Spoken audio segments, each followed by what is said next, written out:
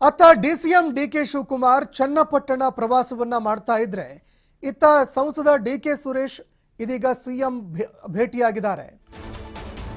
ಮಾಜಿ ಸಂಸದ ಡಿಕೆ ಸುರೇಶ್ ಕೃಷ್ಣಾದಲ್ಲಿ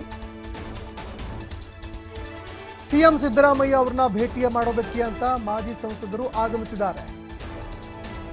ಇನ್ನು ಸಿಎಂ ಸಿದ್ದರಾಮಯ್ಯರನ್ನ ಭೇಟಿಯಾಗಿ ಹಲವಾರು ವಿಚಾರಗಳ ಬಗ್ಗೆ ಮಾಜಿ ಸಂಸದ ಡಿಕೆ ಸುರೇಶ್ ಚರ್ಚೆ ಮಾಡಲಿದ್ದಾರೆ.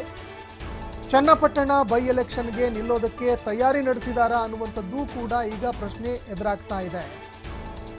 ಇನ್ನು ಡಿಕೆ ಸುರೇಶ್ ಅವರೇ ಚನ್ನಪಟ್ಟಣ ಬೈ ಎಲೆಕ್ಷನ್ಗೆ ನಿಲ್ತಾರಾ ಅನ್ನುವಂತಹ ಪ್ರಶ್ನೆ ಕೂಡ ಎದುರಾಗ್ತಾ ಇದೆ.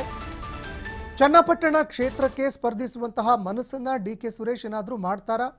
ಇದೇ ಕಾರಣಕ್ಕಾಗಿ ಸಿಎಂ ಸಿದ್ದರಾಮಯ್ಯ ಅವರನ್ನ ಏನಾದರೂ ಭೇಟಿ ಮಾಡಿದಾರಾ ಅನ್ನುವಂತಹ ಪ್ರಶ್ನೆ ಕೂಡ ಎದುರಾಗ್ತಾ ಇರುವಂಥದ್ದು.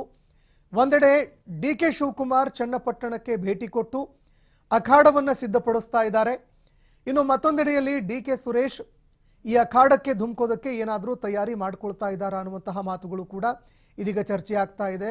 ಅದೇ ರೀತಿಯಾಗಿ ಸಿಎಂ ಸಿದ್ದರಾಮಯ್ಯ ಅವರನ್ನ ಭೇಟಿಯಾಗಿ ಚರ್ಚೆ ಮಾಡಿದ್ದಾರೆ ಅನ್ನುವಂತಹ ಮಾತು